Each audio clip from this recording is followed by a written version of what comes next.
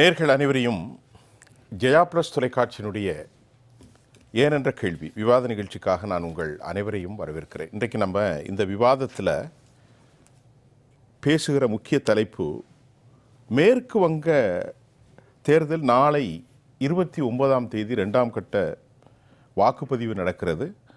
அனல் பறந்த பிரச்சாரத்தில் அள்ளி வீசப்பட்ட வாக்குறுதிகள், குறிப்பாக மேற்கு வங்கத்தை பற்றி பேசுகின்ற போது ரொம்பவே ஒரு கடுமையாக பேசக்கூடிய பேச்சாற்றல் கொண்ட மம்தா பானர்ஜி, மேற்கு வங்கத்தில் இந்த பிரச்சாரத்தில் எப்போதுமே அனல் பறக்கும் மத பிரச்சனைகள் அதிகம் உண்டு. இன்ஃபில்ட்ரேஷன், ஊடுருவுக்காரர்கள், வங்கதேச எல்லையிலிருந்து ஏராளமானவர்கள் ஊடுருவி இருக்கிறார்கள். அந்த பிரச்சனையை அவர்கள் மையப்படுத்துகிறார்கள். அதே போன்று மம்தா பானர்ஜியினுடைய நடவடிக்கைகள், அவருடைய ஆட்சியில் நடக்கக்கூடிய பல விடயங்கள் உண்மையிலேயே என்ன தாக்கத்தை இப்போது 3 முறை 4வது முறை அவர் அமரப்போகிறாரா? 150 தொகுதிகளுக்கு முதற்கட்ட வாக்குப்பதிவில் 93.19% வாக்குப்பதிவு ஆனது. குறிப்பாக இந்தியா கூட்டணி என்று சொன்னாலும் 3 கட்சிகளுமே இடதுசாரிகள், காங்கிரஸ் கட்சி மற்றும் திரிணாமுல் தனித்து தான் இருக்கிறது. இது அங்குள்ள ஒரு பதிவு. இந்த ஒரு சூழ்நிலையில் நாளை இந்தியா முழுவதுமாக எக்ஸிட் போல் வாக்குப்பதிவுகளுக்கு பின்பான முடிவுகள் அறிவிக்கப்படும். தமிழ்நாட்டில் 23ஆம் தேதி வாக்குகள் முடிந்தாலும் கூட இதனுடைய தாக்கம் அங்கு ஏற்படும் என்பதை முன்னெச்சரிக்கையாக கருத்து கணிப்புகள் ஏற்படுத்தி ஒருவேளை திணிப்பாகி விடுமோ என்பதுதான் கமிஷனுடைய உத்தரவு. சரி, இப்போ மேற்கு வங்காளத்தை மட்டுமல்ல, தமிழகத்தையும் சேர்த்து தான் நாம் பேச வேண்டியிருக்கிறது. இந்த அனைத்து தேர்தல்களும் நாளை நிறைவு பெற போகிறது. இந்நிகழ்ச்சியில் நம்மோடு பேசுவதற்கு தமிழ்நாடு பொது உடைமை இயக்கத்தினுடைய தோழர் நெய்வேலி பாலு அவர்கள் எம்மோடு இணைகிறார். ஐயா வாங்க. எழுத்தாளரும் கல்வியாளருமாகிய திரு குமார் அவர்களை நான் வரவேற்கிறேன். காங்கிரஸ் கட்சியின் செய்தி தொடர்பாளர் ஐயா முருகையன், இவர்களோடு எமது மூத்த பத்திரிகையாளர் எழுத்தாளர் திரு பாக்கி. வணக்கம். வணக்கம். வணக்கம் பாக்கி சார், நீங்கள் இந்த எப்படி பார்க்குறீங்க இந்த மேற்கு வங்கத்தில் ஒரு பத்திரிகையாளராக உங்கள்கிட்ட ஒரு கருத்து? மேற்கு வங்கமும் தமிழகத்துக்கும் பல ஒற்றுமைகள் உண்டு. அங்கே ஒரு ரவீந்திரநாத் தாகூர், இங்கே ஒரு மகாகவி பாரதி. தமிழர்களின் பண்பாடு பாரம்பரியம் மிக்கது, இலக்கிய வளம் நிறைந்தது. வங்க மொழியும் இலக்கியம் வளம் நிறைந்தது. அங்கே ஒரு சரத்சந்திரர், பகீம் சந்திர சாட்டர்ஜி, இங்கே ஒரு மகாகவி புரட்சி கவிஞர் பாரதிதாசன் மாதிரி பல ஒற்றுமைகள் உண்டு. 2 பேருக்குமே pride of language and culture உண்டு. மொழி பாரம்பரியத்தினோட பெருமை உண்டு. தொகுதிகள் பார்த்திங்கன்னா கூட இங்கே 234, இங்கே 294, ஒரு 60 சீட்டு அதிகம். பல ஒற்றுமைகள் உண்டு. வளர்ச்சி அப்படின்னு பார்த்துட்டு இதை முன்னோட்டமாக ஏன் வர்றேன்னா, பொதுவான பல அம்சங்கள் கொண்ட 2 மாநிலங்களிலும் ஆளுகிற கட்சிக்கும் அதை எதிர்த்து களம் இறங்குகிற கட்சிக்கும் கடும் போட்டி. இதான் முதல் பாயிண்ட்டு. தமிழகத்தை நம்ம டாபிக் இல்லை, அதனால் அதுலேருந்து இங்கே வந்துடுவோம். இங்கே மேற்கு வங்கத்தினுடைய பொருளாதார வளர்ச்சி மோசம்னு சொல்ல முடியாது. அதே சமயத்தில் காலங்காலமாக இப்போ ஒரு கட்டமாக இந்தியா விடுதலை பெற்ற போது காங்கிரஸ் கட்சி ஆண்டு நீண்ட காலம் இருந்தது. அந்த கட்சிக்கு அறுதி பெரும்பான்மையெல்லாம் ஆட்சி பெற்றது. ஆனால் ஒரு கட்டத்தில் காங்கிரஸ் சரிவானது, குறைந்து மலிந்து போய் 1977 இந்திய கம்யூனிஸ்ட் கட்சி, மார்க்சிஸ்ட் கட்சி தலைமையிலான ஜோதிபாசு தலைமையிலான ஆட்சி வந்தது. அது ஒரு 24 ஆண்டுகள். ஜோதிபாசு மட்டுமே 24 ஆண்டுகள் ப்ளஸ் புத்ததேவ் பட்டாச்சாரியா ஒரு மொத்தம் 34 வருஷம் வந்துடுச்சு. இடதுசாரி ஆட்சிகள் அப்படிங்கிறது. அதற்கு பிறகு மாநிலத்தை முதன்மைப்படுத்துகிற, மாநில உணர்வுகளுக்கு முக்கியத்துவம் தருகிற மாநில கட்சியான திரிணாமுல் காங்கிரஸ் வெற்றி பெற்றது. அதுவும் தொடர்ந்து வந்தாச்சு. 15 வருஷம் பூர்த்தி பண்ணியாச்சு. 3 ஆண்டு முடிய போகுது. இதே தமிழ்நாட்டுக்கு அந்த பொறுப்பு, அந்த நிலைமை உண்டு. காங்கிரஸ் தான் ஆட்சி செஞ்சிருக்கு. கம்யூனிஸ்டுகள் பலம் வாய்ந்த கட்சிகளாக இருந்தார். ராஜாஜி அவர்கள் முதலமைச்சராகும் போது அந்த கம்யூனிஸ்ட் ஆட்சி வரக்கூடாது என்பதுக்காக தான் ராஜாஜியை களம் இறக்கியது காங்கிரஸ் கட்சிங்கிறது வரலாறு. நம்ம அந்த டீட்டெயில்ஸ் போக விரும்பல. தமிழ்நாட்டிலும் கம்யூனிஸ்ட் கட்சி வலிமையாக இருந்தது. தமிழ்நாட்டிலும் காங்கிரஸ் நீண்டகால ஆட்சியில் இருந்தது. இந்த 2 கட்சியுமே போய் மாநில கட்சிகளின் ஆதிக்கம் வந்துவிட்டது. ரீஜனலிசம் முதன்மை தமிழ்நாடு, பிறகு பஞ்சாப் சிரோமணி அகாலிதளம், பிறகு திரிணாமுல் காங்கிரஸ். எல்லா மாநிலத்திலும் ஆல்மோஸ்ட் எல்லா மாநிலத்திலுமே இந்தியாவில் முதலாக ரீஜனல் பார்ட்டி வந்து திராவிட முன்னேற்ற கழகம் தான், அப்படித்தானே? திராவிட முன்னேற்ற கழகம் பின்னாடி இவருடைய பிரகாஷ் சிங் பாதலுடைய ஜஸ்டிஸ் பார்ட்டியிலிருந்து தான் திமுக வருது. இல்லை தமிழ்நாட்டில் நம்ம அப்போல்லாம் விடுதலைக்கு முன்னாடி யோசிச்சுடலாம், போஸ்ட் இண்டிபெண்டன்ஸ் 49 தான். அப்போ திராவிட முன்னேற்ற கழகம் கொஞ்ச காலம் கழிச்சு பிரகாஷ் சிங் பாதல் போன்றவர்கள் தலைமையிலான அகாலிதளம் வந்தது. பிறகு இந்த ஒரு அண்மையில் ஒரு 20-30 ஆண்டுகளில் ஏராளமான மாநில கட்சிகள் வந்து 84 தெலுங்கு தேசம் வந்து இப்போ எல்லாமே மாநில கட்சிகள் தான். இதில் இப்போ நான் ஏன் இதை சொல்ல வரேன்னா, இந்த மாநில உரிமைகள் மாநில நலன்கள் முன்னெடுத்து வச்சதுனால திரிணாமுல் காங்கிரஸ் தொடர்ந்து வந்தது. இப்போ கடும் போட்டி இருப்பதற்கு என்ன காரணம்னா, திரிணாமுல் காங்கிரஸ் மீதான சர்வாதிகார அணுகுமுறை, சட்டம் ஒழுங்கு சீர்கேடு. தமிழ்நாடு எடுத்து இதுலேயும் வெஸ்ட் பெங்காலுக்கும் தமிழ்நாட்டுக்கும் நிறைய பொருத்தம் உண்டு. சட்டம் ஒழுங்கு சீர்கேடு, பெண்களுக்கான பாதுகாப்பற்ற நிலைன்றது, அந்த ஆர்ஜி கார் மருத்துவமனை சம்பவம் ஒன்றே போகிறோம் அவங்களுக்கு. அப்புறம் வந்து விலைவாசி உயர்வு, வேலையில்லா திண்டாட்டம். மிக மோசமான அணுகுமுறை என்னென்னா, புத்ததேவ பட்டாச்சாரி காலத்தில் டாடா கம்பெனியுடைய கார் நிறுவனம் தொடங்குவதற்கு நிலங்களை கையில், அதுதான் பெரிய பிரச்சனை. அந்த பிரச்சனை தான் ஒரு ட்விஸ்ட்டு. கட்சியை எப்படி இங்கே இந்திய எதிர்ப்பு போராட்டம் ஒரு கட்சி மாநில கட்சிக்கு தமிழ்நாட்டு மக்கள் அப்படியே ஆட்சி எடுத்து கொடுத்தாங்களோ அதே மாதிரி அங்கே கொடுக்க ஆரம்பித்தாங்க. ஆனால் விளைவு என்ன?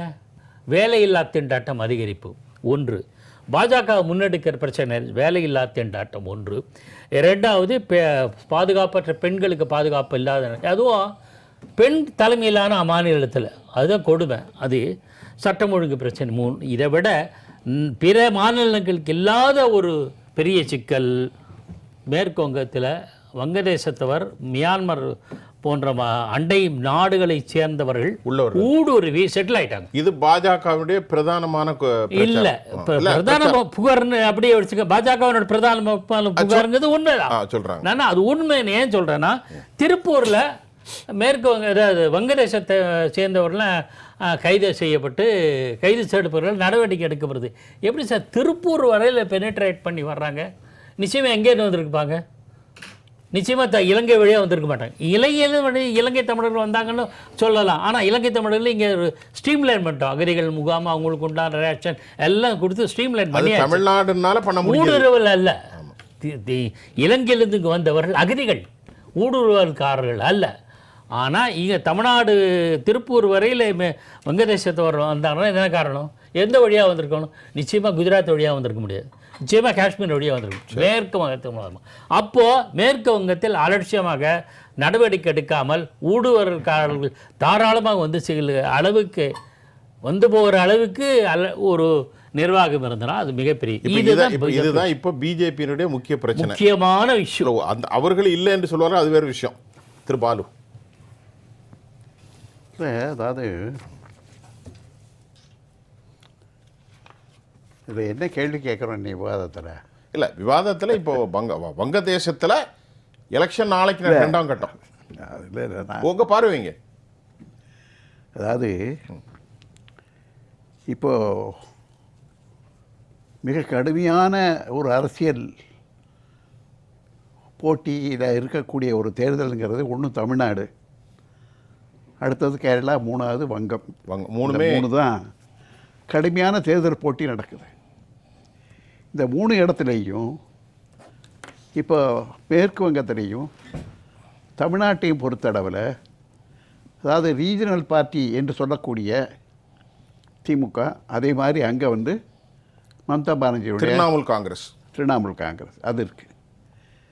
கேரளாவில் வந்து இடதுசாரிகள் அல்லது காங்கிரஸ் இவங்க தான் மாற்றி மாற்றி வருவாங்க, அது நேஷனல் பார்ட்டிகள். ஆனால் அவங்க 2 தேசிய கட்சிகள் என்று சொன்னாலும் கூட அவர்களுக்கு மொழி, இனம், பண்பாடு அது ரொம்ப அழுத்தமாக இருக்கிறவங்க கேரளா இருக்கக்கூடிய காங்கிரஸ்காரராக இருக்கட்டும், மக்கள் அல்லது இடதுசாரிகளாக இருக்கட்டும், அப்படி இருக்கக்கூடியவங்க. அதனால் என்னென்னா, இந்த 3 மாநிலங்களில் நடக்கக்கூடிய தேர்தல்களில் முக்கியமான விஷயம் என்னன்னு சொன்னால், அந்த ரீஜனல் பார்ட்டி என்று சொல்லக்கூடிய அந்த 3 கட்சிகள் மோதக்கூடிய ஒரு களமாகத்தான் இன்றைக்கி தேர்தல் இருக்குது அப்படிங்கிறத நம்ம பார்க்குறோம்.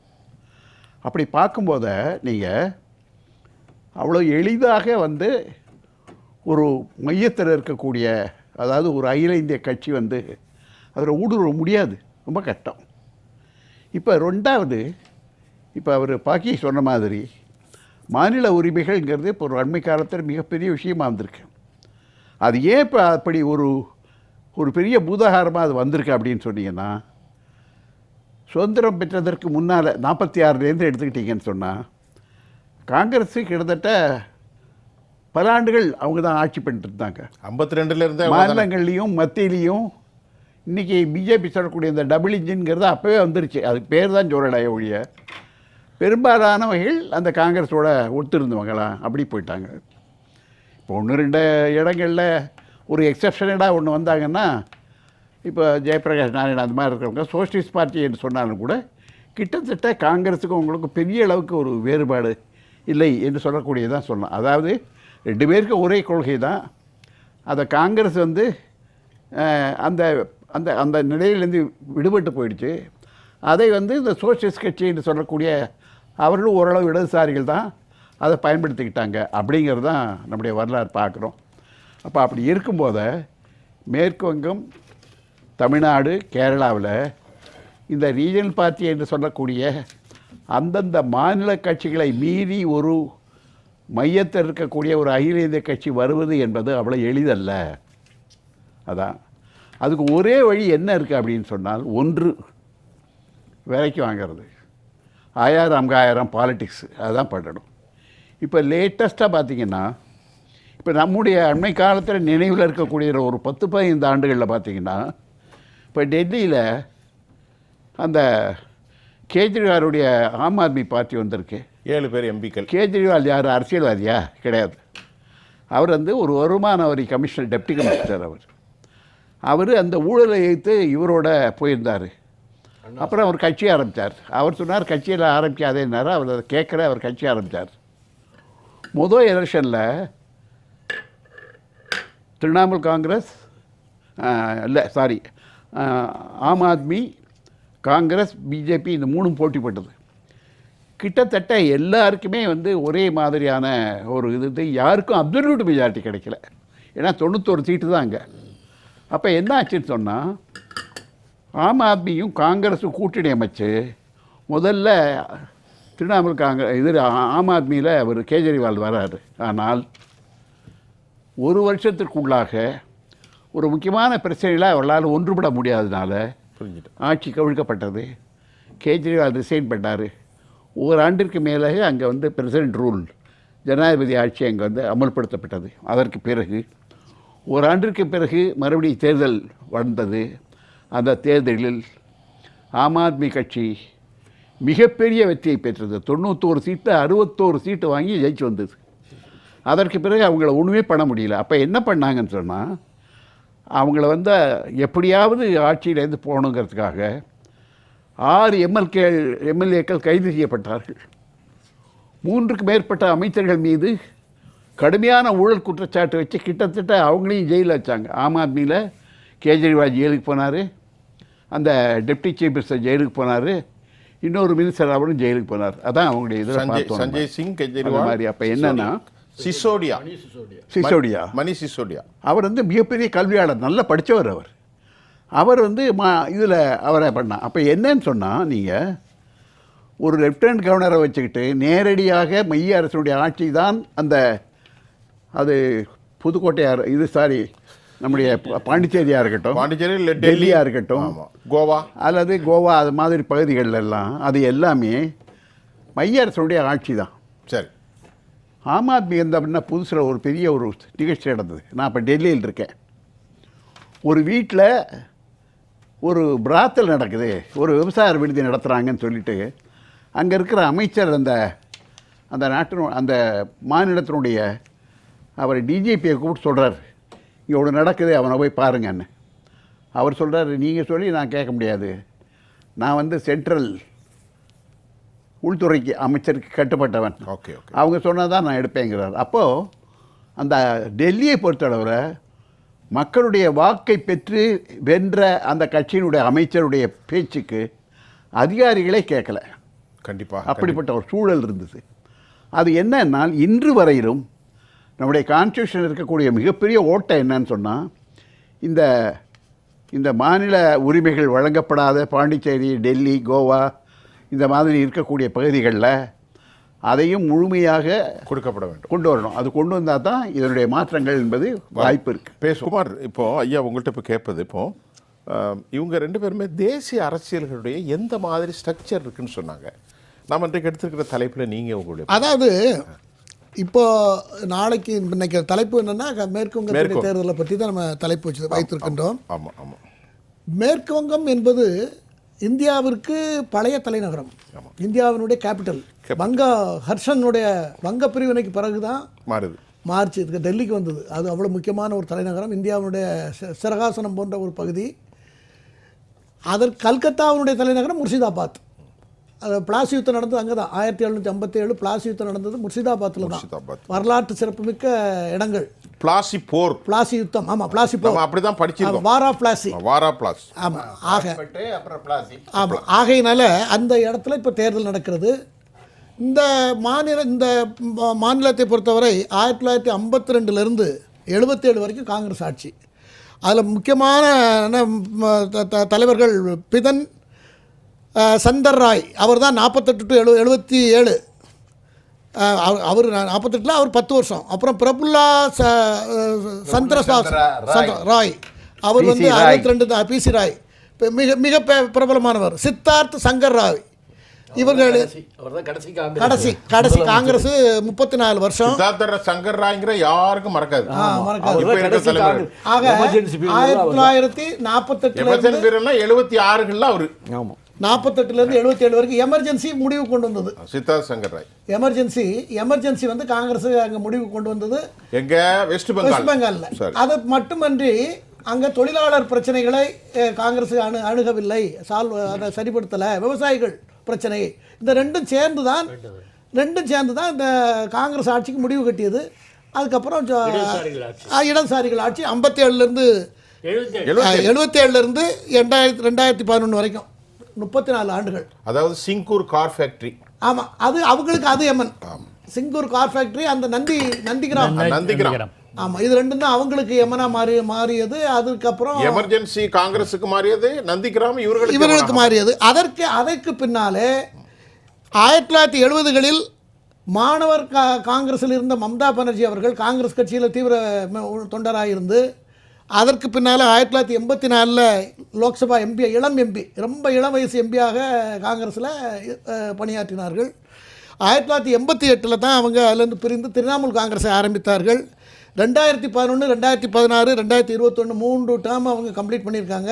இப்போ 26 தேர்தல் நடக்கிறது.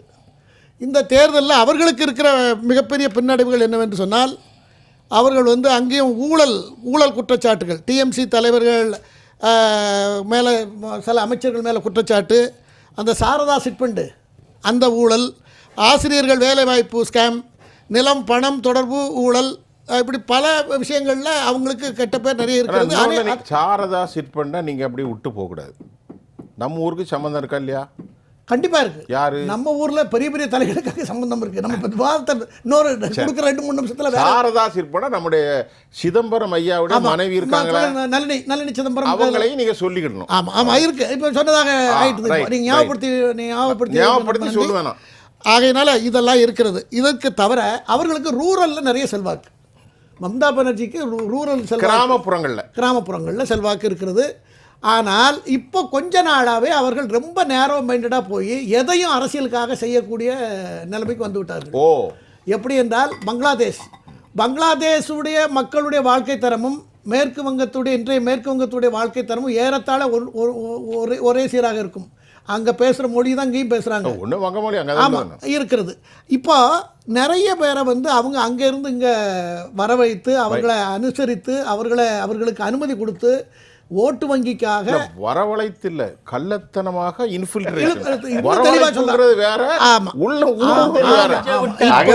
வந்தவர்கள் இப்படி செய்து அரசியலை பெருக்க வேண்டும், அரசியல் தன்னுடைய ஸ்ட்ரென்த்தை பெருக்க வேண்டும் என்று அவர்கள் முயற்சி எடுத்து. இப்போ நான் உங்கள்கிட்ட ஒரு கேள்வி கேட்குறேன், நீங்கள் கரெக்டாக பதில் சொல்லி நினைக்கிறேன். நீங்கள் அந்த இயக்கம் கிடையாது, ஆர்எஸ்எஸ் கிடையாதுல்ல, நீங்கள் சொல்லுங்கள். ஆர்எஸ்எஸ்னுடைய கோட்பாடு என்ன? நான் எல்லாரும் கேட்குறாங்க, நானும் உங்கள்கிட்ட கேட்குறேன். அகண்ட பாரதம் நம்ம நாடு வந்துட்டு போகிறாங்க. ஆர்எஸ்எஸ் தான். எங்க ஆர்எஸ்எஸ் தானா?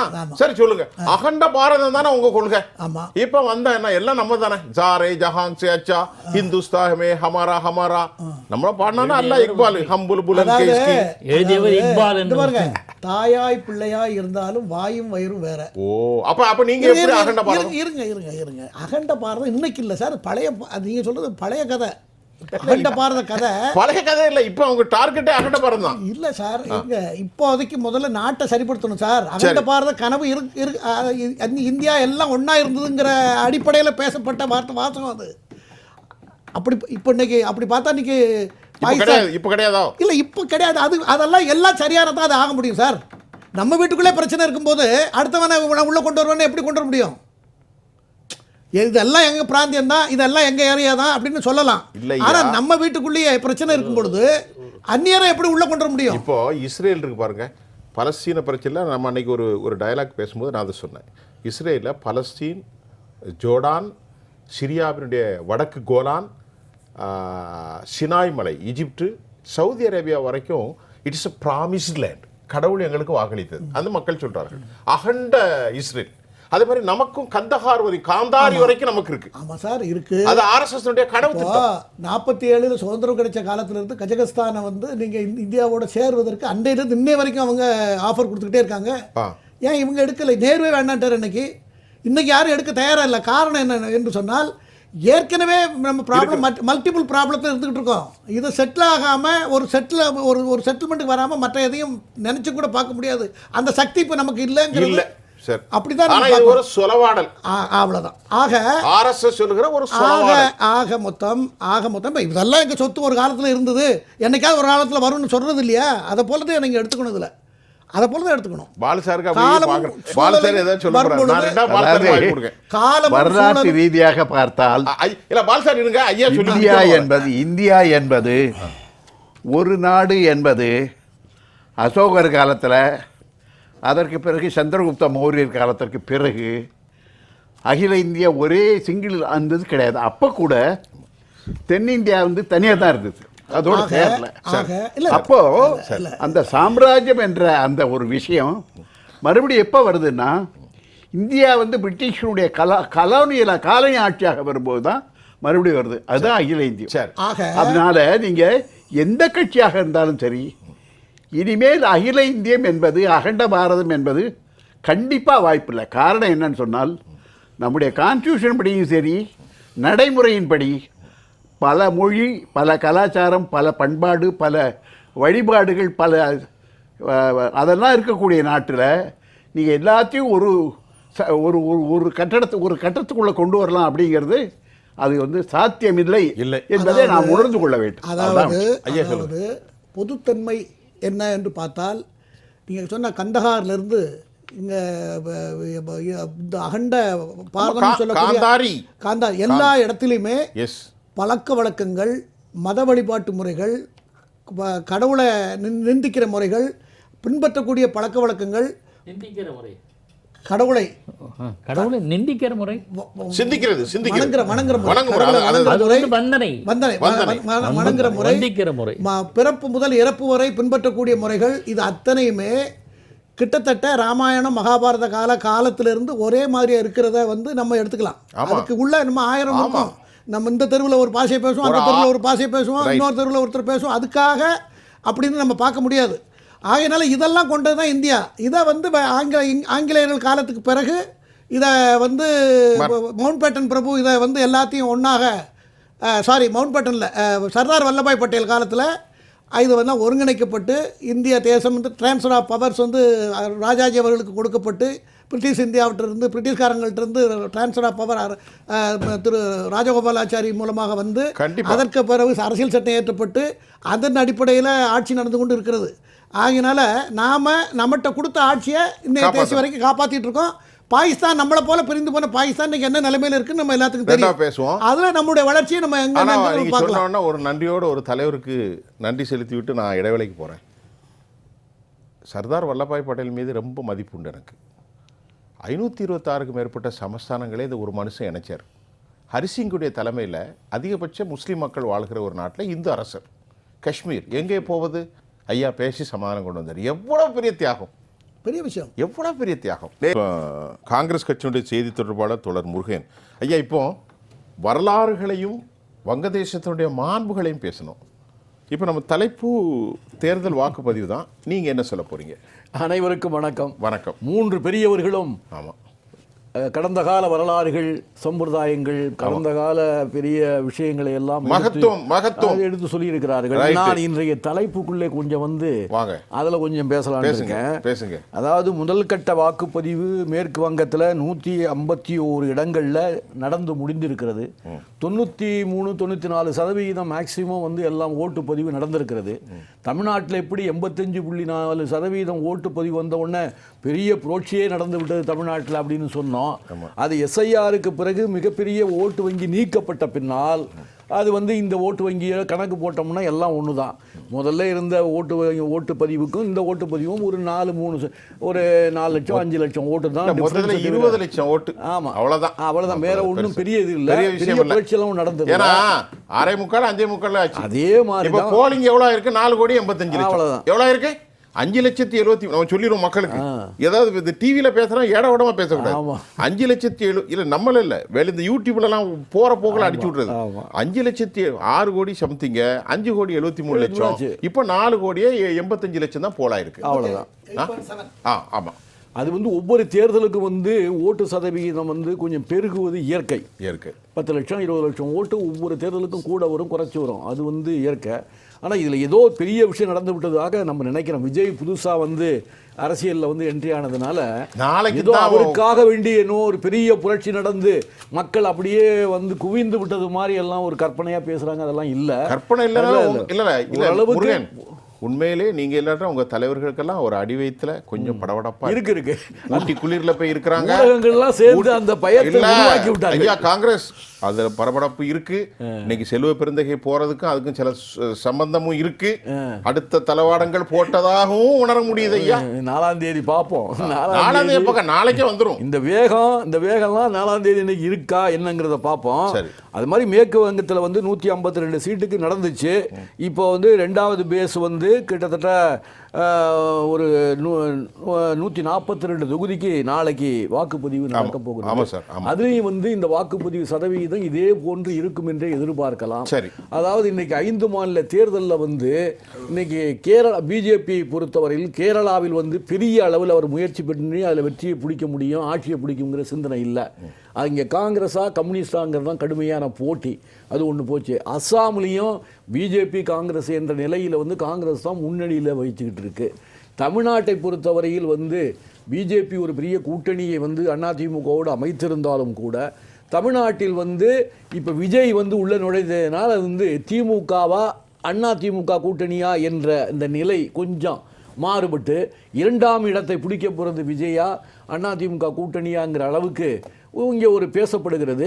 அப்ப பழனிசாமி 3வது இடம் முடிவு பண்ணிட்டோம். அது நான் சொல்லலையே, அது அதிமுக 2வது இடத்துக்கு தான். 2வது இடத்துக்கு விஜயா அல்லது பழனிசாமியாங்கிற வந்து ஒரு இது கிடைக்குது. அந்த ஒரு போட்டி இருக்கிறதா நினைக்கிறேன். என்ன இருந்தாலும் முதலிடம் என்னை பொறுத்தவரையில் எல்லாரும் அவருடைய உரிமைகளை பேசுவது போல என்னுடைய கணிப்பு என்னன்னா 180 இடம் 200 இடம் நாங்கள் வெற்றி பெற்றுள்ளோம் வந்து எல்லாரும் பேசுவது, பிரச்சாரத்தில் பேசுவது இயற்கை. அது மாதிரி ஸ்டாலின் அவர்களும் 200 தொகுதிக்கு நான் வெற்றி பெறுவோம் என்று சொல்லியிருக்கிறார்கள். எனக்கு அந்த நம்பிக்கை இல்லை. குறைந்தபட்சம் நீங்க கூட்டணி கட்சியிலே நம்பிக்கை 200 இடம்லாம் சாத்தியமே இல்லை. ஒரு 150 இடங்கள் வருவதற்கு எங்கள் கூட்டணி குறைந்தது 150 இடங்கள் வருவதற்கான வாய்ப்பு இருக்கிறது. அதில் திமுக தனிப்பட்ட முறையில் ஒரு 120 இடம் வந்துட்டாங்கன்னா தனி ஆட்சி தான். இல்லைன்னு சொன்னாலும் ஒரு கடைசி கட்ட முயற்சியாக கூட்டணி ஆட்சியாவது வருவதற்கான வாய்ப்பு இருக்குமே தவிர அதிமுக கூட்டணி ஆட்சியோ அல்லது விஜய் என்று ஒரு 20% ஓட்டையும் ஒரு 10 சீட்டையும் வாங்கிட்டாருன்னா மிகப்பெரிய வெற்றி. அது தமிழ்நாட்டில் வந்து ஒரு பெரிய அரசியல் கட்சி வந்து நிர்மாணிக்கப்பட்டதாக கருதப்படும். அடுத்த தேர்தலில் வந்து அது பெரிய அளவில் கூட்டணியை உருவாக்குவதற்கான அடித்தளத்தை அமைத்ததாக கருதப்படும். அதுதான் தமிழகத்தின் நிலை. இதில் வந்து நீங்கள் வந்து இந்தியாவை ஆளக்கூடிய பிஜேபி இதில் பாண்டிச்சேரியை ஒரு சின்ன ஊருன்னு வச்சுங்க, அதை விட்டுருங்க. பாண்டிச்சேரியில் வந்து நம்ம ரங்கசாமி அவர்களுக்குன்னு ஒரு பேஸ் மேற்கு வங்கத்தை பேசுவோம். ஆமாம் இருக்கு. அதனால இந்த 5 மாநிலத்தில் வந்து பிஜேபி கண் வைத்திருக்கிற ஒரு மாநிலம் என்றால் அது மேற்கு வங்கம் தான். மேற்கு வங்கத்தில் ஒரு சின்ன கருத்து கணிப்பை சொல்றேன். 2016க்கு முன்னாடி பாரதிய ஜனதாவுடைய வாக்கு வங்கி எவ்வளவு தெரியுமா? 10% தான், 10.17%. 2016 3 சீட்டு தான் சார். ஆமா ஆமா, அது டக்குன்னு ஸ்கிப் ஆகி 38% மேல போயிட்டியா. 38.13. இல்லை எப்ப? நில்லுங்க, 2021 38% skip ஆச்சு. 77 சீட்டு. இல்லையே, நல்லா நான் என்னுடைய கருத்து கணிப்புல 2021 87% டிஎம்சியும் பிஜேபி 13% ஓட்டு சார் இல்ல சார், இல்ல சார், ராங் ராங் ராங். என்கிட்ட இருக்கிறதா சரியான 77 சார், 77 என்கிட்ட இருக்கிறதா சரி. ஒரு நிமிஷம் இருங்க. அப்படியா?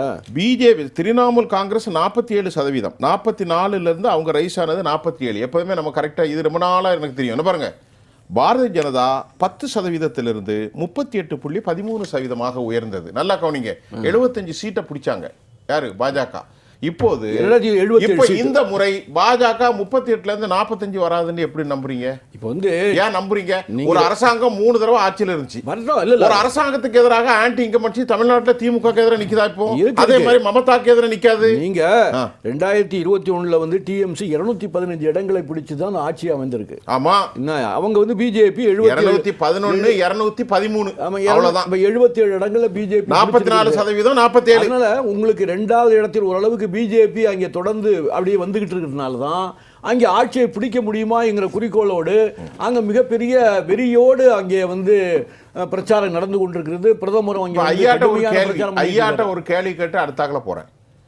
அது அந்த வார்த்தைக்கும் சொல்லக்கூடாது, என்ன நான் சொல்ல மாட்டேன். சொல்லுங்க. 12% இருந்த நீங்க 2% குறைஞ்சு. அது உங்க நிலைமை நீங்க ஏற்கனவே சொன்னது போல மம்தா பானர்ஜி வந்து காங்கிரஸுடைய பேஸ் உள்ளவங்க தான். காங்கிரஸ் ரத்தம் ஓடுகிற பெண்மணி தான். இது என்ன அவங்க வந்து ஒரு கட்டத்துல ராஜீவ் காந்தியே மம்தா பானர்ஜியுடைய செயல்பாடுகளை பார்த்து ஒரு கட்டத்தில் நீங்கள் இந்திய நாட்டின் பிரதமராக வருவதற்கு தகுதியான ஒரு பெண்மணி என்றெல்லாம் பேசி அவர்கள் சொல்லும்போது ஒரு பழமொழி சொன்னா தெரியுமா? தாயும் பிள்ளையானாலும் வாயும் வயிறு வேற. உங்களை விட்டு அவங்க போயிட்டாங்க. போன போறோம் நீங்க 12% 2% ஆயிட்டீங்க. எங்க கட்சி மம்தா பானர்ஜி காங்கிரஸ் என்ன பேச்சு பேசுறீங்க? நீங்க சித்தார்த்த சங்கர் தான் எங்களுடைய காங்கிரஸ் கட்சியினுடைய கடைசி முதலமைச்சர். சரி, என்ன எங்களுடைய காங்கிரஸ் உடனே பல மாநிலங்கள்ல எங்கள் கட்சி நீங்க பாண்டிச்சேரி எடுத்துங்க, வெஸ்ட் பெங்கால் எடுத்துங்க, ஆந்திராவை எடுத்துங்க, எங்களுடைய கட்சியினுடைய ரத்தம் ஓடக்கூடியவர்கள் ஏதோ சிறு மன பிணக்குகள்னாலையும் சில கருத்து வேறுபாடுகளால் தனியா போய் அவர்கள் மாநில கட்சிகளாக உருவாக்கி அவர்கள் ஆட்சியை பிடித்திருக்கிறார்கள். பரவாயில்லை, அதையாவது செஞ்சிருக்காங்களேன்னு நான் சந்தோஷப்படுறேன். தப்பு ஒண்ணு இல்ல. நீங்க மம்தா பானர்ஜியை பொறுத்தவரை ஒரு சிறந்த பெண்மணி. உங்கள் கட்சி எளிமையாக நான் என்ன கேக்குறேன், உங்க கட்சியில இருந்தவர் தானே ஐயா தந்தை பெரியார். உங்க கட்சியினுடைய தலைவராக இருந்தவர் தந்தை பெரியார் இருக்க முடியும், மரியாதை கொடுக்கதானே செய்யறோம். அப்ப அவர் உங்க கட்சி திராவிட கட்சி உங்க கட்சி தானே. இல்ல, அவர் திராவிடத்தை பேசினாலும் கூட அவருடைய கொள்கை வந்து மக்களை சார்ந்தது. இல்ல ஒரு நிமிஷம், தந்தை பெரியார் வந்து நாங்க இன்னைக்கு மதிக்கதான் செய்யறோம், மதிக்காம இல்ல. நீங்க சொல்லுங்க, மமதா பானர்ஜிக்கு ஒரு பட்டயம் கொடுத்துட்டாரு. எல்லாம் எங்க ஆட்கள் தானப்பா, நீர் அடிச்சு நீர் வளராதுன்னு. பழனிசாமி கூட போய் சேர்ந்தாங்க இல்லையா? அம்மா வளர்த்த பிள்ளைகள். பிஜேபி வரவிடாமல் தடுத்து நாங்கள் வர்றோமோ இல்லையா, பிஜேபி வரவிடாமல் தடுத்து வெஸ்ட் பெங்கால்ல வந்து மிகப்பெரிய ஒரு ஆட்சியை கொடுத்து கொண்டிருக்க பத்திரிகையாளர்கிட்ட தோழர் முருகையன் சார் சொல்றதுல காங்கிரஸ் கட்சியிலேருந்து வந்தார், அதனால் காங்கிரஸ் ரத்தம் ஓடுது அப்படின்னு சொல்றது ரொம்ப அழகாக இருக்கே தவிர, வெளியேறியவர்கள், காங்கிரஸிலிருந்து வெளியேறி தனி கட்சி கண்டவர்கள் எத்தனை பேர் மீண்டும் சேர்ந்தார்கள்? குமரேரந்தனை தவிர. நான் ஏன் சொல்கிறேன்னா, 15, 20 ஆண்டுகள், 25 ஆண்டுகள் மம்தா பானர்ஜி தேசிய ஜனநாயக கூட்டணி வாஜ்பாய் தலைமையிலான அரசியலும் இடம்பெற்றாருங்கிறத மறந்துடக்கூடாது. ஒன்று. அப்புறம் ஒய்எஸ்ஆர் காங்கிரஸ் எதுல இருந்து வந்தது? கம்யூனிஸ்ட் கட்சியில இருந்தா வந்தது அல்ல. அது மாதிரி பிஜு பட்நாயக் முன்னாடி நவீன் பட்நாயக்கோட தந்தையார் பிஜு பட்நாயக், அவர் எங்கே இருந்து வந்தார்? காங்கிரஸ். சௌத்ரி சரண் சிங் உத்தரப்பிரதேச முதலமைச்சராக இந்திரா காங்கிரஸில் இருந்தார். நான் சொல்ல ஸ்தாபன காங்கிரஸ் கூட இல்லை, இந்திரா காங்கிரஸில் இருந்த வெளியேறினா வந்தார். இந்த மாதிரி பல உதாரணங்கள். காங்கிரஸிலிருந்து வெளியேவர்கள் வந்தாங்க. தயிர்லேருந்து மோர்லேருந்து வெண்ணெய் எடுத்தாச்சு, மறுபடியும் வெண்ணெய் அந்த தயிருக்கு போகும். மமதாவை மறுபடியும் எங்கள்கிட்ட சொல்ல முடியாது, சேர முடியாது. அப்படி நீங்க சேர்ந்திருக்கணும்ல. என்னுடைய ஒரு நிமிஷம், 19 நல்ல கவனிங்க ஐயா, கேளுங்க பாருங்க. 19% இருந்த, இதை ரொம்ப முக்கியமாக கவனிக்கணும், பொது உடைமை ஆர்வலரும் கவனிக்கணும். 19% இடதுசாரி, 19.75, கிட்டத்தட்ட 20% இருந்த கம்யூனிஸ்ட் கட்சி 4% 4.7% டிக்ளைன் குறைஞ்சு போச்சு. அப்புறம் காங்கிரஸ் கட்சி 12 புள்ளி சம்திங் ஆகுது, 2.5%, 2.94. இந்த ஓட்டு எங்க போயிருக்கு தெரியுமா? கம்யூனிஸ்ட் ஓட்டும் காங்கிரஸ் ஓட்டுக்கும் பிஜேபிக்கு போய் 10% இருந்த பிஜேபி 38-13 ஆயிடுச்சு. அதை தான் நான் சொல்ல வரேன். இப்போ இன்னொரு டைமென்ஷனில் சொல்கிறேன். தேசிய கட்சிகளை அகற்றிவிட்டு வந்த மாநில கட்சிகள் இந்தியா முழுவதும் இருக்கின்றன. அதில் ஒரு உதாரணம் திரிணாமுல் காங்கிரஸ், திராவிட முன்னேற்ற கழகம், தெலுங்கு தேசம் எல்லாம் சொல்லலாம். தெலுங்கு தேசம் கூட காங்கிரஸை வீழ்த்தி விட்டு வந்தது. ஆனால் அங்கே ஒரு ஆல்டர்னேட் ஃபோர்ஸ் வந்துடுச்சுன்னா, அதாவது மாற்று இன்னொரு மாநில கட்சி, தமிழ்நாடு எடுத்துக்கங்களேன், திமுக காங்கிரஸை வீழ்த்தி விட்டு வந்தது. திமுகவிலேருந்து ஒரு மாநில கட்சியான அதிமுக உருவாச்சு. இது இல்லைன்னா அது இல்லைன்னா இதுதான் வரலாறு. தெலுங்கு தேசம் இல்லைன்னா ஒய்எஸ்ஆர் காங்கிரஸ் இல்லைன்னா தெலுங்கு தேசம். ஆனால் இந்த நிலைமையை மாற்றியதில் கர்நாடகாவில் 1-2 தேசிய கட்சியாக இருந்ததுனால் மாநில கட்சிக்கு வழியே இல்லை. ஆனால் பிஜு ஜனதாதள் என்ற மாநில கட்சி மாற்றப்பட்டு அங்கே எந்த கட்சி வந்தது? பிஜேபி. இன்னொரு ஒடிசாவில் இதில் தில்லியில் ஆம் ஆத்மி என்ற கட்சி மாநில கட்சி அகற்றப்பட்ட அங்கே வந்தது எந்த கட்சி? பிஜேபி. இப்போ இன்னொரு ஆங்கிளில் மகாராஷ்டிராவில் சிவசேனை என்ற மாநில கட்சியோடு உறவு வைத்திருந்த போது நிலைமை மாறி ஃப்ரெண்ட்லி அந்த ஃப்ரெண்ட்ஷிப் தொடருது. அங்க யார் இப்ப ஆட்சி வந்தது? ஏக்நாத் சிண்டே வெளியே கொண்டு வந்து பிஜேபி வந்தது. இப்ப யார்? ஓகே, அதே மாதிரி பீகார்ல ஜனதாதள் யுனைடெட் ஜனதாதளோட இருந்து ஆட்சி மாறி அவர் இப்போது மந்திரியாக போய்விட்டார். Let me complete. என்ன எந்த ஆங்கிள் சொல்றது கொஞ்சம் விடுங்க, பேச விடுங்களேன். அங்க யார் பட்டியல் ஹோம்ஒர்க் பண்றேன். அந்த பீகார்ல இப்ப அந்த மாநில கட்சியை ரீப்ளேஸ் பண்ணிட்டு எந்த கட்சி வந்ததுன்னு சொல்ல வர? பிஜேபி. அதே மாதிரி மேற்கு வங்கத்தில் நான் சொல்றேன், தேசிய கட்சியான காங்கிரஸ் அதன் மேலே அதிருப்தி வந்தோடனே இடதுசாரி கட்சிகள் வந்தது. அந்த கட்சி மீது அதிருப்தி வந்தோடனே ஒரு மாநில கட்சி வந்தது. மாநில கட்சி வரும்போது தேசிய முழுக்க எல்லா மாநிலங்களும் மாநில கட்சிகள் முழித்தன. இந்த சூழலை மாற்றி மீண்டும் ஒரு தேசிய கட்சி வருவதற்கான வாய்ப்புகள் உண்டா இல்லையா? இந்த தரவுகள் அடிப்படையில் ஒரே ஒரு நிமிஷம் இந்த கேள்வி கேட்டு நம்ம போகலாம். சிவசேனாங்கிற கட்சி இருக்கும்போது பாஜக அங்கே ஒன்றுமே கிடையாது. நல்லா கவனிக்கணும். மகாராஷ்டிராவுடைய வரலாறுல 1966 பாபா சாஹிப், அவர் பேர் என்னது, பால் தாக்கரே இருக்கு, அதுக்கு முன்னாடி ரொம்ப டாப் மோஸ்ட்ல இருந்தது. இப்போ அங்கே கட்சியை உடைச்சி தான் பாஜக ஏக்நாத் சிண்டே ஒரு நிமிஷம்ங்க அப்படித்தான் வந்திருக்கிறது. அதே போன்று வேற எந்த ஸ்டேட் இப்போ அடுத்தாப்புல பீகார்ல சொல்லி நிதிஷ்குமார் யாருடைய ஆட்சி? உடைக்கவில்லை. எப்படியோ அவரை அப்புறப்படுத்தி விட்டீர்கள். சரி, அதெல்லாம் ஓகே சார், அப்புறப்படுத்தி விட்டீர்கள். கேள்வி என்ன, மறுபடியும் ஒரு எலெக்ஷன் பார்ப்போமே. இன்னைக்கு ஆம் ஆத்மியில 7 பேர் ஜம்ப் ஆயிட்டாங்க. இல்ல, டெல்லியில ஆட்சி பிடிச்சது யாரு? எலெக்ஷன் மூலமா இதை நீங்கள் விமர்சிக்கிறீங்க? இல்ல விமர்சிக்கல. ஐயாட்ட ஒரு கேள்வி சொல்றேன். அரசியல் சூழ்ச்சி என்ன சொல்ல வரேன்ற என்னோட லாஜிக்கை புரிஞ்சுக்கங்க. மாற்றங்களில் யார் வருகிறார்கள்? இப்ப தமிழ்நாட்டை எடுத்துக்கங்க சார். பெருந்தலைவர் காமராஜ் நான் தெய்வமாக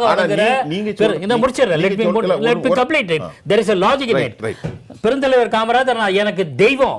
அந்த தெய்வத்தினுடைய தலைமையிலான சாவர காங்கிரஸ் 71 திமுக எதிர்த்து போட்டியிட்டது. வெற்றி வாய்ப்பை பெற முடியவில்லை.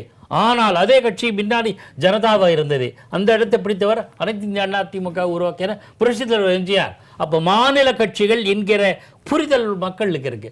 இந்த மாநில கட்சி இல்லைன்னா அந்த மாநில கட்சி தேசிய கட்சியை ஏற்கவில்லை. நிலைமையை மாற்றி வருகிறது பாஜக. அப்படி தமிழ்நாட்டில் மாறுமா? மாறும்னு நான் சொல்லவே இல்லை. மாறாதுதான். இப்ப இல்ல, நான் என்ன சொல்றேன், வேறு வெஸ்ட் பெங்கால்ல உங்க குறியா இருக்காங்க. மக்களவை தேர்தல்ல தன்னுடைய கோட்டையான உத்தரப்பிரதேசத்தில் 40 சீட்டுகளை இழந்த பாஜக வெஸ்ட் பெங்கால் எவ்வளவு வாங்கிச்சு?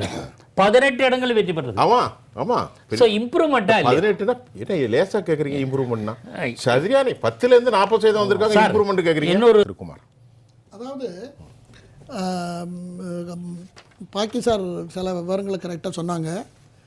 நான் பார்க்குற கோணம் என்னவென்று சொன்னால், ஆரம்பத்தில் இந்த நாட்டில் சுதந்திர போராட்டத்துக்கு முன்னையும் சரி சுதந்திர போராட்டத்துக்கு பின்னையும் சரி அந்த ஆரம்ப காலகட்டத்தில் வலுவாக ஏக பிரதிநிதியான கட்சியாக இருந்தது காங்கிரஸ் மட்டும்தான். ஆமாம் ஆமாம்.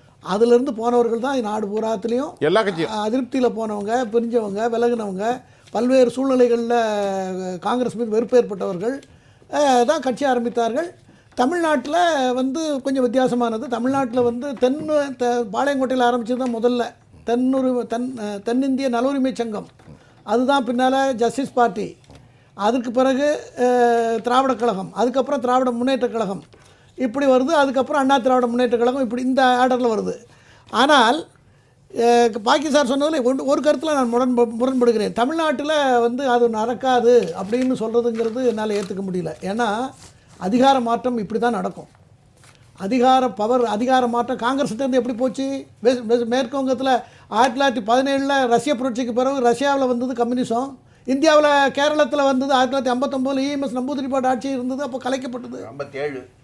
57 ஆட்சி வந்தது, 59 கலைக்கப்பட்டது. முதல்லயே அந்த 356 முதல்ல பயன்படுத்தினது 356 யாருக்கு எதிராக பயன்படுத்தி EMS நம்பூதிரிப்பாடு. எவ்வளவு பெரிய தலைவர்!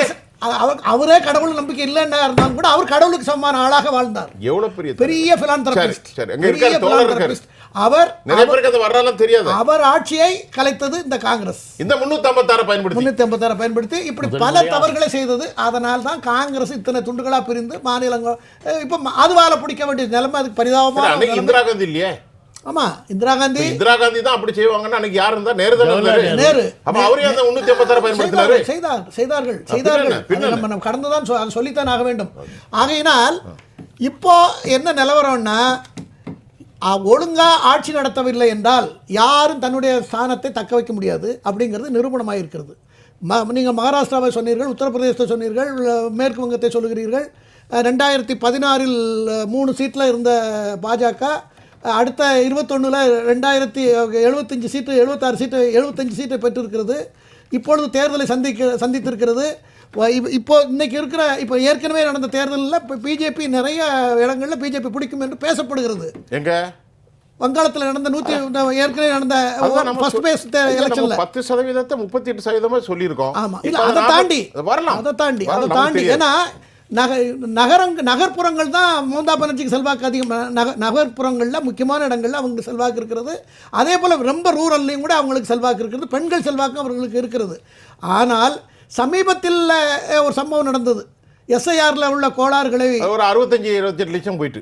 ஆமாம், அதில் சுப்ரீம் கோர்ட்டுடைய டைரக்ஷன் பிரகாரம் சில நீதிபதிகள், ஓய்வு பெற்ற நீதிபதிகள் அதை ஆய்வு பண்ணுவதற்காக ஒரு குழு போட்ட இடத்துல 6 மணியிலேருந்து ராத்திரி 11 மணி வரைக்கும் ஒரு குண்டர்கள் கொண்டு போய் அடைத்து வைத்து அவர்கள் வெளியே வர்றதற்கு வெளியே உயிரோடு வருவார்களா என்கிற பயம் கூட அவர்களுக்கு ஏற்பட்டு ஒரு வழியாக மத்திய அரசு தலையிட்டு அவர்களை காப்பாற்றி இருக்கிறது. ஆமாம், உச்சநீதிமன்றம் தலையிட்டு அவர்களை காப்பாற்றி இருக்கிறது. இது சமீபத்திய சம்பவம். இந்த மாதிரி பல விஷயங்களில் ரொம்ப லோக்கலாக நடந்ததுனால அந்த அம்மாவுடைய செல்வாக்கு மிக மோசமாக குறைந்திருக்கிறது. அதன் அடிப்படையில் பிஜேபி இந்த தடவை ஜெயிக்கும். நார்மலாக ஜெயிக்கிறதுக்கு வாய்ப்பு இல்லை. இவ்வளவு வித்தியாசத்தை ஓவர்லுக் பண்ண முடியாது. ஆனால் இவ்வளவு மோசமாக நடந்ததுனால இந்த வாட்டி பிஜேபி வந்துடும் என்று கணிக்கப்படுகிறது. நிறைய கருத்து சுருக்கம். ஐயா பாலு, அதாவது நான் முதல்லே சொன்னேன், காங்கிரஸ் தான் நீண்ட நாள் ஆட்சி இந்தியா முழுவதும் ஆட்சி பெற்றது, மாநிலங்களிலும் மையத்திலையும். ஆனால் அது எப்போ தகர்ந்தது என்று சொன்னால், இந்தியா என்பது it is a multi linguist multi cultural அப்படிங்கிறத பன்மொழி பல இனங்கள் பல பண்பாடுகள் உள்ள நாடு என்பதை ஏற்றுக்கொள்ளவில்லை என்று சொன்னால், அது காங்கிரஸாக இருந்தாலும் பிஜேபியாக இருந்தாலும் அல்லது கம்யூனிஸ்டுகளாக இருந்தாலும் அகில இந்திய கட்சிகள் இனிமேல் பேர் வாங்க முடியாது. அதான் உண்மை. கண்டிப்பாக தமிழ்நாட்டில் மட்டும் இல்லை, தமிழ்நாட்டை எம்ஜிஆர் இருந்தார்னா எம்ஜிஆர் திமுகவிலேயே பெரிய தலைவர். அவர் ஒன்றும் தனியாக வந்து ஏடிஎம்கே வந்ததுனால தலைவராக இல்லை அவர். ஆனால் இந்தியாவிலேயே வித்தியாசமாக முதல் நாள் வரைக்கும் அரசியலுக்கே சம்பந்தம் இல்லாமல் இருந்து ஒரே நாளில் வந்து முதலமைச்சராக வந்தவர் NT ராமராவ் மட்டும்தான். காரணம் என்னன்னு சொன்னால், அவர் அந்த ஆந்திரர்களை தெலுங்கு தேசம் என்று சொல்லக்கூடிய அந்த இன அடிப்படையில் மொழி அடிப்படையில் பண்ணதுனால தான் வந்தது. அது காங்கிரஸ் எங்கெல்லாம் தோற்றதோ தோற்ற இடத்துல பூராமல் என்ன நடந்தது என்று சொன்னால், அவர்கள் அந்த ரீஜனல் ஃபீலிங் என்று சொல்லக்கூடிய அந்த பிராந்தியத்தில் இருக்கக்கூடிய மொழி பண்பாடு அவைகளை அவர்கள் கவனத்தில் கொள்ளவில்லை என்பதனால்தான் வந்தது. அதே மாதிரி ஏன் வந்து இன்றைக்கி மேற்கு வங்காளத்தில் 36 ஆண்டுகள் இருந்த கம்யூனிஸ்ட் கட்சி ஏன் பேச்சுன்னா, சிங்கூர் பிரச்சனை மட்டுமே அல்ல, நந்திகிராம் பிரச்சனை மட்டுமல்ல, அவர்களும் இந்த அந்த பிராந்திய உணர்வுகள், அதாவது மொழியே என்பதை அவர்களும் வந்து அதை ஒழுங்காக அதை கவனிக்க தவறியதனுடைய விளைவு தான் இருந்தது. இன்னொன்று சொல்கிறேன், 72-74 சிவசேனா வந்தது. சிவசேனா என்ன சொல்லப்பட்டது என்று சொன்னால், அது வந்து ஒரு பிராந்திய வெறியை அவர் மூட்டுகிறது. அது மராத்தியர்கள் தான் வர வேண்டும் என்று சொல்லி அப்போ இந்த பிவாண்டி என்று சொல்லக்கூடிய இடத்துல மும்பாயில மிகப்பெரிய கலவரம். நான் அங்கே பாம்பே போயிருந்தேன். தெருவிலே நடக்க முடியாது, தெருவிலே நடக்க முடியாது, அப்படிப்பட்ட சூழல். ஆனால் இன்றைக்கு என்னாச்சு, அதுதான் ஆட்சியில் இருக்கு. மகாராஷ்டிராவுடைய அந்த அரசியலை தீர்மானிப்பது யார் என்று சொன்னால் சிவசேனா தான். அதே மாதிரி தமிழ்நாட்டில் வந்து எப்போ காங்கிரஸ் கட்சி குறிப்பாக காமராஜர் பீரியடிலும் சரி அதற்கு முன்னாலும் சரி நம்முடைய இன உணர்வுகளை அல்லது மொழி உணர்வை அவர்கள் வந்து கருத்தில் கொள்ளாதவருடைய விளைவு தான் நடந்தது. மாப்போசி போராடினாரு, மூன்றிலையும் பயிற்று மொழி, ஆட்சி மொழி, நீதிமன்ற மொழியாக எல்லாவற்றிலும் தமிழ் இருக்க வேண்டும் என்று சொன்னார். ஆனால் அதை எதிர்த்தது யார் என்று சொன்னால் காமராஜர். அதனால தான் திமுக வந்தது. புரிஞ்சுக்கொள்ள நிறைய கருத்து. இந்தியா என்பது ஒரு பெரிய தேசிய நாடு, ஒரு பெரிய நாடு என்ற உணர்வை மக்களிடம் எங்கெங்கு குறைகிறதோ அங்கெல்லாம் வந்து காங்கிரஸாக இருக்கட்டும் பிஜேபியாக இருக்கட்டும் வளர்றது என்பது கொஞ்சம் கடினமான ஒன்று தான். ஏன்னா தேசிய உணர்வை வந்து ஒரு பெருந்தன்மையான உணர்வை வளர்ப்பது கடினம்.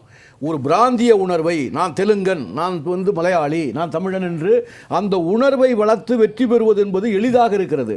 அதுதான் இந்தியாவில் பல மாநிலங்களில் வெற்றி வாகை சூடி கொண்டிருக்கிறது உண்மைதான். ஆனால் நான் தேசியவாதி, நான் வந்து இந்தியா அனைத்தையும் நான் காதலிக்கிறேன், இந்தியா அனைத்தையும் நான் ஒன்றாக நேசிக்கிறேன் என்று சொல்லி நாம் கட்சியை வளர்ப்பது என்பது கொஞ்சம் கடினமாக இருக்கிறது. எப்படி பாரதிய ஜனதா தேசியவாதத்தை பேசி எல்லாரும் ஜெயிக்கிறாங்க? அது பாரதிய ஜனதா அதுக்கு நிறைய தந்திரங்களை கடைபிடிக்கணும். நீங்க சொன்னீங்கல்ல, பட்டியல் போட்டீங்கல்ல, எங்கெங்க வந்து யாரால பிடிக்கணும். 7 எம்பிகளை சமீபத்தில் ஆம் ஆத்மியுடைய எம்பிகள் 7 பேரை ராஜ்யசபா எம்பிகளை அப்படியே கவர்ந்து இழுத்துட்டு போயிட்டாங்கல்ல. அந்த மாதிரி வந்து அவர்கள் தந்திரசாலிகளாக கொஞ்சம் சொல்லுங்க. இப்போ என்டி ராமராவ் பத்தின இப்போ பாஸ்கர் ராவ் ஒருத்தர் 4 நாளைக்கு முன்னாடி இறந்துட்டார். பாஸ்கர் ராவ் பத்தி உங்களுக்கு தெரியும். என்டி ராமராவ் பேஸ்மேக்கர் பாத்திரக்கு வாஷிங்டன் டிசில இறங்குறாரு, நியூயார்க்ல. ஆட்சியை கொண்டு வந்து பாஸ்கர் ராவ் கொண்டு வச்சுட்டாங்க. அம்மா 82 83 மறக்கவே முடியாது. அவர் இறந்துட்டாரு. சரி சொல்லுங்க, நீங்க செஞ்ச பெரிய வேலை. ஆமாமா உண்மை. அது நீங்க இந்திரா காந்தியினுடைய எமர்ஜென்சி பீரியட்ல வந்து பல தவறுகள் எல்லாம் நடந்திருக்கிறது. அது வந்து காங்கிரஸ் வீழ்ச்சிக்கு ஒரு அடிப்படை. எமர்ஜென்சி பத்திரிகையாளர் எமர்ஜென்சி பீரியட்ல வந்து நான் எமர்ஜென்சி எழுத்தவன். எமர்ஜென்சி பீரியட்ல செய்யப்பட்ட பல தவறுகள் தான் காங்கிரஸ் கட்சியுடைய வீழ்ச்சிக்கு அடிகோலியது. அது உண்மைதான். ஆனால் இந்த தேசியத்தை வந்து நாம் பெரிதாக மதிக்கிறோம் என்று சொல்லி நீங்க வந்து பிராந்தியத்தை வந்து அலட்சியப்படுத்துவதோ கீழே தள்ளினால் அது எழுந்து நிற்கிறது. அதுதான் போயிட்டு இருக்கு. ஆனால் மேற்கு வங்கத்தை பொறுத்தவரையில் நீங்க 2021 கூட 215 இடங்களை வந்து மம்தா பானர்ஜியும் 77 இடங்களை பிஜேபியும் பெற்றிருக்கிறது. சமீபத்தில் 2024 பார்லிமெண்ட் தேர்தலில் கூட அந்த கணக்கு பிரகாரம் பார்த்தா 192 இடங்கள்ல வந்து மம்தா பானர்ஜி தான் வெற்றி பெற்று இருக்கு. அதுல 90 இடங்கள்ல வந்து பிஜேபி வெற்றி பெற்று இருக்கு. இந்த கணக்கு நீங்க சொல்றது எல்லாமே தப்பு. அது ஏதோ தப்பா போட்டுருக்காங்க. 215 அல்ல, 214 சம்திங் 13 தான். 11 13 இந்தியா பிஜேபி 75 தான். இந்தியா டுடே டிவி அது ஏதோ தவறா போட்டுருக்காங்க. அந்த கணக்கு எல்லாம் தப்பு. 90 இடங்கள்ல தான் பிஜேபி ஜெயிக்கல. அது ஏதோ தவறு போட்டுருக்காங்க. நீங்க எடுத்தது கரெக்ட் தான். அது ஏதோ தவறா பண்ணாரு. அப்ப நாளைக்கு இந்த தேர்தல்ல வந்து மறுபடியும் நாளைக்கு வந்து மிகப்பெரிய கடுமையான போட்டி இருக்கு. அங்கே மிகப்பெரிய கலவர பூமியாக மாறிவிடுமோ என்ற பயம் இருக்கிறது. 2 லட்சம் வந்து ராணுவ படையினர் வந்து அங்கே பாதுகாத்திருக்கிறாங்க. அது வந்து இன்னும் தேர்தல் முடிந்து வாக்கு எண்ணிக்கை முடிந்த பின்னாலும் கூட 60 நாட்களுக்கு வந்து இந்த காவல்துறை படைகள் வந்து ராணுவ படைகள் அங்கே இருக்கும் சொல்கிறார்கள். அந்த அளவுக்கு பிஜேபியில் வந்து ஒரு பெரிய பிரச்சனை. ஒரு டெர்மினாலஜியை பயன்படுத்துறாங்க. எல்லாமே பிஜேபி எல்லாத்தையும் எடுத்துட்டாங்க, அங்க இருந்து இவங்க பிடிச்சி கொண்டு வந்துட்டாங்க, தூக்கும் போது எழுப்பி கொண்டு வந்து படுக்க வச்சுட்டாங்க. இதெல்லாம் தவறு. 7 பேர் இப்போ ஆம் ஆத்மியிலேருந்து போயிருக்காங்கன்னா அந்த முக்கியமான நபர், அவர் பேர் சரி, அவர் பஞ்சாப். அவர் என்ன அவர் நிதியமைச்சர் 1008 கேள்வி கேட்டிருக்காரு. இந்த டாக்ஸ் எல்லாம் உயர்றதுக்கு என்ன காரணம் கேட்டிருக்காரு. பார்லிமெண்ட்ல வச்சு அமித்ஷாவை வைத்து பிரதமரை வைத்துக் கொண்டு கேட்டிருக்கிறார். இப்பேற்பட்டவர் திறமைசாலியை நாம ஏன் எடுத்துக்க கூடாதுங்கிற எண்ணத்தில் அவங்க இருக்கும்போது அவர்களெல்லாம் பிரிந்து வந்து சேர்கிறார்கள். நாட்டுக்கு நன்மை பயக்குவதற்காக அவர்கள் சேர்ந்திருக்கிறார்கள். அது நல்லதாக இருக்கும் என்று நான் நம்புகிறேன். முதல் நாள் அன்னைக்கு பிரதமர் மோடி வந்து மும்பையில் பேசுறாரு. நேரம் முடிந்து 38 கோடி ரூபாய் ஊழல் செய்தவர் அஜித் பவார்னு. மறுநாள் காலையிலே அவர் டிப்டி சீஃப் மினிஸ்டர். எப்படி வந்துட்டீங்க? கொள்கை அது. அது அவர் நோமோர் மாதிரி இல்ல. பாஜக எப்படி ஆட்சியை பிடிக்குதுங்கிறத நான் சொல்றேன். அதை நீங்க ஒத்துக்குங்க. நேர்களை நிறைய சிறப்பா பேசியிருக்கோம். நாளைக்கு என்ன நடக்க போகுதுன்னு மமதா பானர்ஜிக்கு அப்புறம் எக்ஸிட் போல் வரப்போகுது, தமிழ்நாடு வரப்போகுது. அதுல பல விஷயங்கள் இந்த எஸ்ஐஆருக்கு அப்புறம் ஒரு பெரிய மாற்றம் வரும் எதிர்பார்ப்போம். நம்மோடு பேசிய ரொம்ப சிறந்த கல்வியாளர்களோடு இந்த நிகழ்ச்சியை பேசணும். கண்ணியத்துக்குரிய நம்முடைய மூத்த பத்திரிகையாளர் திரு பாக்கி அவர்கள், ஐயா முருகையன், எப்போதும் பொது உடைமை இயக்கவாதியாக அறிவுபூர்வமாக பேசக்கூடிய திரு பாலு அவர்களோடு எழுத்தாளர் திரு குமார். உங்கள் அனைவருக்கும் நன்றி. மீண்டும் மற்றொரு களத்தில் நான் உங்களை சந்திக்கின்றேன். அதுவரை உங்கள் அனைவரிடமிருந்தும் நான் உங்கள் சுஃபியான். ஜெயா பிளஸ் தொலைக்காட்சிக்காக மீண்டும் நாளை சந்திப்போம். நன்றி.